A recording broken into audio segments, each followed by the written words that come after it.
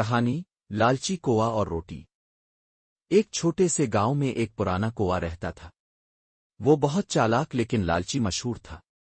ایک دن وہ خوراک کی تلاش میں ادھر الفادیر اڑ رہا تھا۔ اچانک اسے زمین پر ایک بڑی روٹی نظر آئی۔ کوا خوشی سے فوراً نیچے اترا اور اپنی چونچ میں روٹی پکڑ لی۔ کوا سوچنے لگا، یہ تو بہت مزے کی ہے، میں اسے کسی درخت پر جا کر آرام سے کھاؤں گا تاکہ کوئی مجھ سے چھین نہ لے۔ وہ ایک درخت پر جا بیٹھا، لیکن اسی دوران ایک لومڑی وہاں آ گئی۔ لومڑی نے روٹی دیکھی اور ایک چالاکی سوچی۔ اس نے کوئی سے کہا، واہ کوئی میاں، آپ کتنے حسین اور طاقتور لگتے ہیں، آپ کی آواز بھی بہت پیاری ہوگی، کیا آپ میرے لیے کوئی گانا گائیں گے؟ کوا جو کہ تعریف سن کر خوش ہو گیا، فوراً گانے کے لیے منہ کھولتا ہے۔ جیسے ہی اس نے چونچ کھولی روٹی نیچے گر گئی۔